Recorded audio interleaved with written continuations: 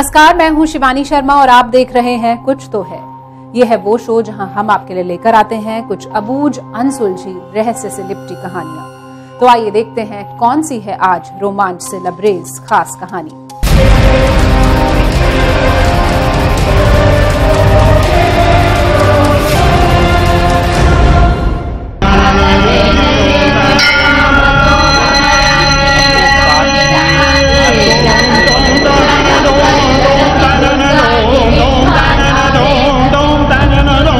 कुंतेश्वर महादेव के गर्भगृह में इस वक्त मौजूद है। ये वो मंदिर का हिस्सा है जिसका रहस्य आज तक कोई नहीं समझ पाया।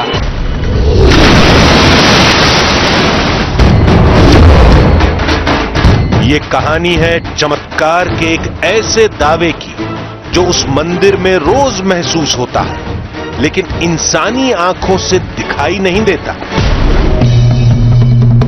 हर रात किसी मंदिर का बंद होना और अगली सुबह मंदिर में पूजा के निशानों का मिलना, ऐसे दावों से हमारी मुलाकात पहले भी हुई, लेकिन उस रहस्य को सुलझाने का जो तरीका हमने इस बार आजमाया वो इससे पहले कभी नहीं किया गया। आज कुंतेश्वर महादेव में जो भी हुआ कैमरे के सामने हुआ। आज की रात फिर मंदिर के दरवाजे बंद हुए, लेकिन एक कैमरा ठीक शिवलिंग के सामने डटा रहा। 6 घंटे बाद सुबह हुई, मंदिर के दरवाजे खुले और एक ऐसी तस्वीर सामने थी जिसकी न हमने कल्पना की थी न आप कर पाएंगे। तो चलते हैं उस रहस्य की ओर जो महाभारत काल से जारी है।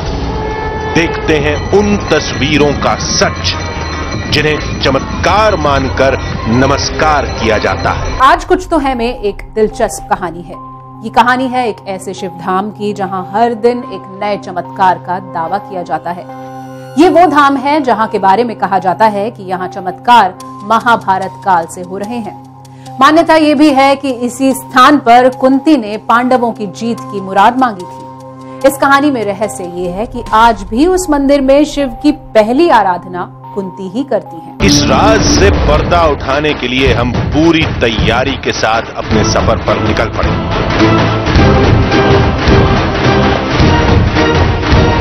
इस बार हमारी मंजिल थी दिल्ली से करीब 600 किलोमीटर दूर उत्तर प्रदेश में बाराबंकी का कुंतेश्वर महादेव मंदिर। पांडवों से जुड़े उस शिवधाम और उसके रहस्य के बारे में हमने जो जानकारी जुटाई थी उसके मुताबिक उस जगह से महाभारत की एक कहानी जुड़ती है। ये कहानी उस समय की है जब लक्षागृह से बचकर पांडव जंगल में फंसे हुए थे। उस समय तक कौरवों से युद्ध होना करीब करीब तय हो चुका था, लेकिन जंगल में फंसे पांडवों को यह नहीं समझ में आ रहा था कि युद्ध में जीत कैसे तय की जाए। कहते हैं कुंती ने एक खास जगह पर भगवान शिव की पूजा की थी, जिसके बाद पांडवों को महादेव ने महायुद्ध में जीत का वरदान दिया था। कहते हैं जिस जगह पर वो पूजा हुई थी उसी जगह पर आज वो शिवधाम है, जहां आज भी हर रात कुंती के आने का दावा किया जाता है।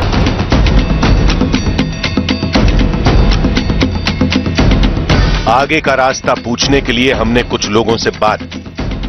ये लोग भी कुंतेश्वर महादेव को दैवीय शक्ति का चमत्कार मानते थे। यहां कुंतेश्वर महादेव मंदिर से जुड़ी एक नई बात पता चली जो एक वृक्ष के बारे में थी। उस पेड़ का नाम पारिजात था और उसका रहस्यमयी शिवधाम से गहरा नाता भी था। महाभारत कालीन पारिजात वृक्ष है और इसको अर्जुन जी ने अपने बाण के दौरान माता कुंती के पुष्पार्जन के लिए जो है ये पुष्प उन्होंने जो है स्थापित कराया था और माता कुंती ने प्रथम शिवार्चन इसी पुष्प से कुंतेश्वर धाम स्थित शिवलिंग पर किया था और उनके पुत्र विजयी हुए थे। फिर तय हुआ कि कुंतेश्वर धाम से पहले हम उस पेड़ को देखेंगे। गांव वालों ने बताया कि बाराबंकी का ये पूरा इलाका महाभारत काल में कुंदन वन के नाम से जाना जाता था, जहां पांडवों ने कुछ वक्त बिताया था। थोड़ी देर में हम पारिजात धाम पहुंच गए। हमारे सामने अब वो पेड़ था जिसे देव वृक्ष कहा जाता है, जिसके महाभारत काल के होने का दावा किया जाता है, यानी 5000 साल से भी पुराना। देखने में ये एक साधारण पेड़ जैसा ही था, लेकिन इसका आकार बेहद विशाल था। लेकिन जिस फूल का जिक्र कहानी में बार बार आ रहा था, वो हमें पेड़ या इसके आसपास कहीं नहीं दिखा। हमें बताया गया कि अगर पारिजात का फूल देखना है तो वो मंदिर के सिद्ध बाबा के पास मिलेगा। इसमें 6 महीना पत्तियां रहती है, 6 महीना पत्तियां भी नहीं रहती, फूल होता है और फल नहीं होता है। इसमें कोई लकड़ी कभी नीचे नहीं गिरती है। फूल इसमें होता है आपको जेठ में गंगा दशहरा को। हमें पारिजात का एक पुराना फूल देखने को मिल गया। बताया जाता है कि खिलते वक्त ये सफेद रंग का होता है और मुरझाने के बाद सुनहरे रंग में तब्दील हो जाता है। और पौराणिक कहानी के मुताबिक महादेव ने कुंती को ऐसे ही फूल से पूजा करने के लिए कहा। पारिजात तो एक जरिया भर था। यहाँ आने का मकसद कुंतेश्वर महादेव जाना था, जहाँ आज भी हर रात कुंती के आने का दावा किया जाता है। ये दावा हकीकत है या फसाना, इसकी पड़ताल के लिए हमें अगली सुबह आगे बढ़ना था। गर्भगृह का मेन गेट बंद होने से पहले सबसे अहम काम बाकी था। महंत जी से हम एक बार गुजारिश करेंगे, महंत जी क्या हम अंदर रुक सकते हैं? कोई अनहोनी हो जाती तो हमारी कोई जिम्मेदारी नहीं, वहाँ हम कोई रुकने नहीं देते हैं। हर रात उस मंदिर को 3 तालों में बंद किया जाता है और कड़ा पहरा रहता है। न कोई अंदर जा सकता है और न ही कोई बाहर आ सकता है। फिर भी जब सुबह मंदिर का ताला खुलता है तो शिवलिंग पर पूजा के निशान मिलते हैं। आसपास के लोगों का दावा है कि ये पूजा कोई और नहीं बल्कि खुद कुंती करती हैं, जो महाभारत काल से ऐसा ही करती आ रही हैं। आखिर क्या है ये रहस्य, आइए देखते हैं। हमें बताया गया था कि शिव का वो चमत्कारी धाम चंद किलोमीटर की दूरी पर ही है, लेकिन वहां पहुंचने से पहले हमारा सामना घाघरा नदी से होगा, जिसका कुंतेश्वर महादेव के रहस्य से गहरा नाता है। हम इस वक्त खड़े हैं घाघरा नदी के किनारे। ये नदी हमारे इस कहानी का एक अहम हिस्सा है। अहम हिस्सा इसलिए क्योंकि यहाँ के लोगों की ऐसी मान्यता है कि आज भी देवी कुंती जब कुंतेश्वर महादेव पर सुबह जल अर्पित करने जाती हैं तो घाघरा नदी का ही जल लेके जाती हैं। घाघरा नदी से हम कुंतेश्वर महादेव के लिए रवाना हुए और इसके लिए हमें पहुंचना था किंतुर गांव। कहते हैं कुंती के नाम पर ही इस गांव का नाम किंतुर पड़ा। बाराबंकी के किंतुर गांव में कुंतेश्वर महादेव धाम चमत्कार की कहानी के मुकाबले बेहद साधारण सा लगा। देखकर लगा ही नहीं कि इस छोटे से मंदिर से इतने बड़े चमत्कार का दावा जुड़ा हो सकता है। जब अंदर जाकर हमने लोगों से बात की तो सारे शक दूर हो गए। बातचीत में मालूम चला कि हमसे पहले भी कई लोग उस अदृश्य शक्ति को परखने की कोशिश कर चुके हैं, लेकिन सभी नाकाम रहे। लेकिन हम तो पूरी तैयारी के साथ आए थे। फिर हम मंदिर के गर्भगृह में दाखिल हुए। अंदर एक अद्भुत शिवलिंग स्थापित था। दावे के मुताबिक यही वो शिवलिंग है जिसकी पूजा करने रोज आधी रात को पांडवों की मां कुंती खुद आती है। और चमत्कार की ये कहानी शुरू होती है शयन आरती से। अभी शाम होने में वक्त था, तब तक हमने गर्भगृह के चारों तरफ अच्छी तरह से छानबीन की ताकि किसी और रास्ते से शिवलिंग के पास जाने की कोई गुंजाइश न रहे। हर तरह से आश्वस्त होने के बाद हम शाम होने का इंतजार करने लगे।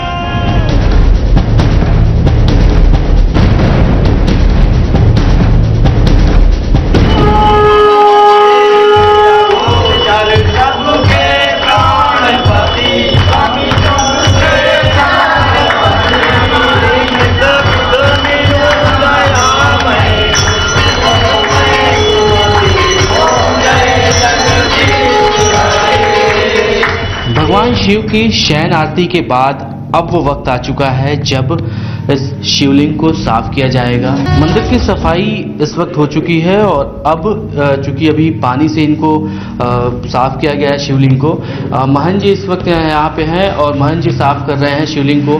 महंत जी, ये कपड़ा अगर आप हमें दें तो हम भी साफ करना चाहेंगे, क्योंकि हम ये पूरी तरह से तस्दीक कर लेना चाहते हैं कि जो सुबह के जो दावे हैं यहाँ पे कि इस शिवलिंग पे पानी जल चढ़ा होता है, साथ ही चावल जो अच्छत कहा जाता है जिसे, वो यहाँ पर चढ़ा होता है। लिहाजा हमारी कोशिश है कि इस शिवलिंग का कोई भी हिस्सा ऐसा ना बच जाए जिससे ये चीजें दिखें।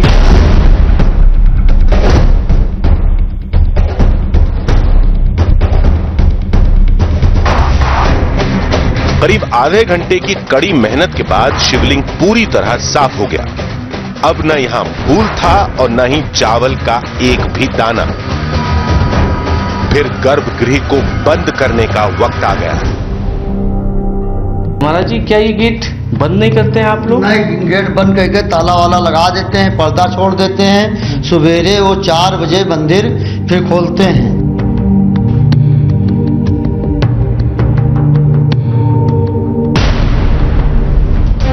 लेकिन गर्भगृह का मेन गेट बंद होने से पहले सबसे अहम काम बाकी था। वक्त आ चुका है कि अब गर्भगृह का जो मुख्य द्वार है उसको बंद कर दिया जाए। महंत जी से हम एक बार गुजारिश करेंगे, महंत जी क्या हम अंदर रुक सकते हैं? नहीं, अंदर हमारी कोई जिम्मेदारी नहीं है। अंदर हम किसी का रुकने नहीं दे देते हैं। कोई हादसा हो जाएगा, कुछ हो जाएगा तो हमारी जिम्मेदारी नहीं। तो इसके बाद बच्चा बाहर बैठिए, बाहर बैठ के देखिए, हम ताला और पर्दा छोड़ देंगे, बाहर बैठिए, अंदर मैं नहीं रुके दूंगा। बताइए महाराज जी, हम अपना कैमरा क्या अंदर लगा सकते हैं? कैमरा, हाँ, अपन कैमरा अपन छोड़ दीजिए, कैमरा अपन लगा दीजिए, अपन बाहर बैठ के अपन बाहर देखिए, कैमरा अंदर लगा दीजिए। बोला अंदर नहीं प्रवेश होने के अंदर नहीं रहने दूंगा। क्या अंदर कोई अनहोनी हो जाती है? हाँ, कोई अनहोनी हो जाती तो हमारी कोई जिम्मेदारी नहीं, वहाँ हम कोई रुकने नहीं देते हैं। हमारे हाथ में गोप्रो कैमरा है मेरा, देखेंगे आप। इस गोप्रो कैमरा जो है वो पूरी तस्वीरें कैद करेगा। अगर सब कुछ ठीक चलता रहा तो हम सुबह जब आएंगे, एक बार इसमें दाखिल होंगे इस गर्भगृह में, तो ये कैमरा जो मेरा है गोप्रो, ये आपको उन सभी तस्वीरों से रूबरू कराएगा जिसका दावा किया जाता है।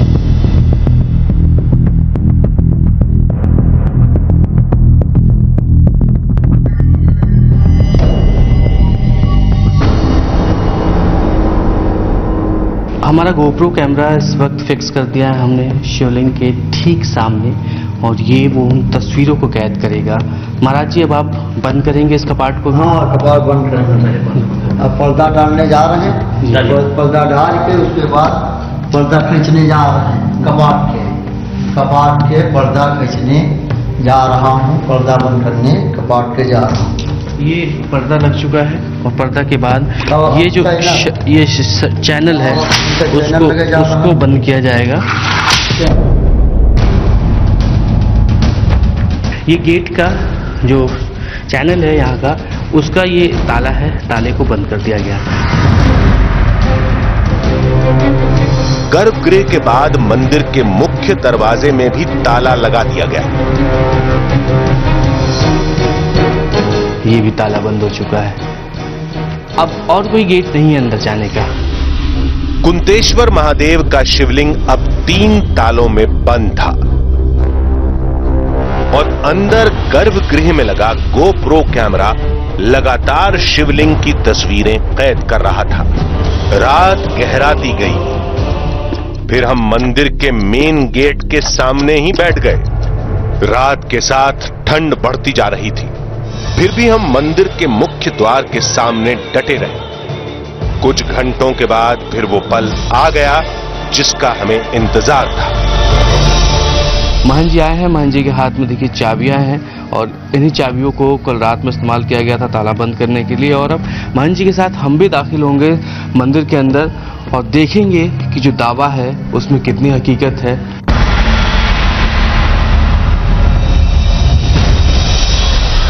पहले मंदिर का मुख्य दरवाजा खोला गया।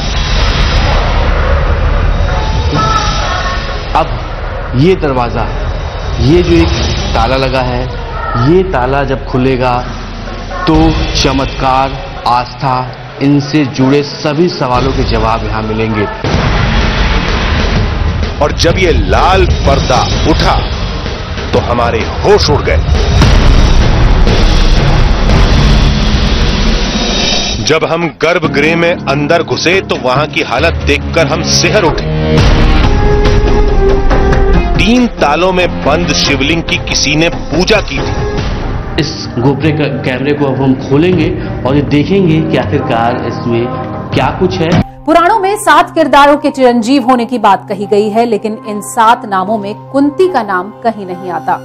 लेकिन कहा यह भी जाता है कि दुर्वासा ऋषि के एक वरदान से कुंती को एक अद्भुत शक्ति प्राप्त हुई थी, जिसके चलते कुंती आज भी उस शिव मंदिर यानी कुंतेश्वर महादेव में आती हैं और शिव की आराधना करती। जब हम गर्भगृह में अंदर घुसे तो वहां की हालत देखकर हम सिहर उठे। 3 तालों में बंद शिवलिंग की किसी ने पूजा। केवल शिवलिंग ही नहीं, यहाँ जो भी आया था उसने नंदी देव की भी आराधना की थी।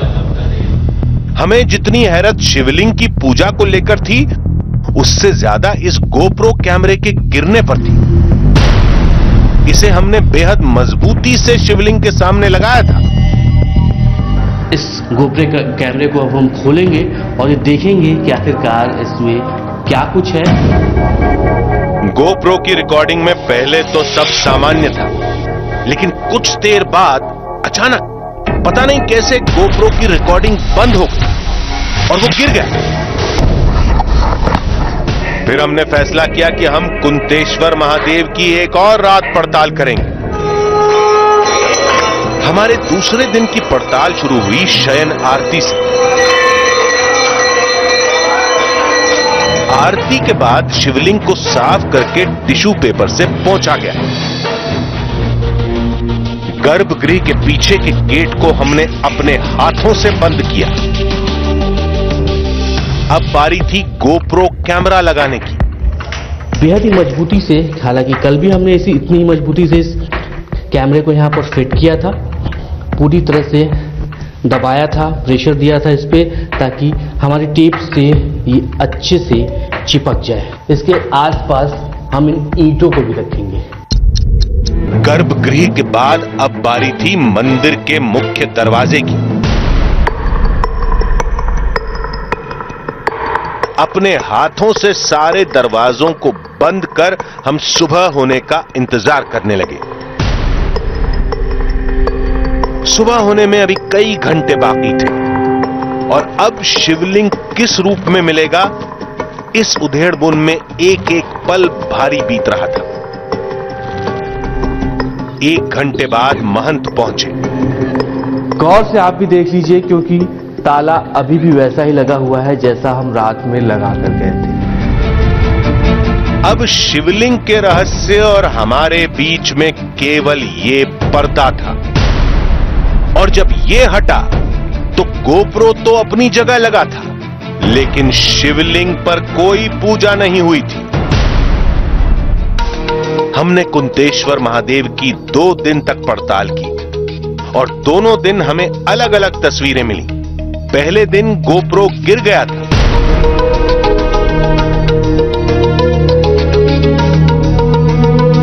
और शिवलिंग पर पूजा के निशान थे।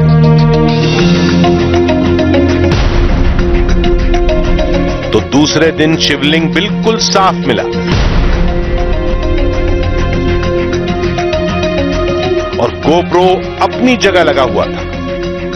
अगर पहले दिन की तस्वीर को चमत्कार माना जाए तो दूसरे दिन की पड़ताल का जो नतीजा मिला वो क्या था, और अगर दूसरे दिन के नतीजे पर विश्वास किया जाए तो पहले दिन जो दिखा वो क्या था। कुंतेश्वर महादेव की इस कहानी को देखने के बाद हमारे पास सच के कई तर्क थे, लेकिन दूसरी तरफ करोड़ों लोगों की आस्था इन सभी तर्कों पर भारी थी। शायद इसीलिए हर कोई कह उठता है कुछ तो है। आपसे फिर मुलाकात होगी ऐसी ही एक और रोमांचक कहानी के साथ। तब तक के लिए दीजिए पूरी टीम को इजाजत। नमस्कार।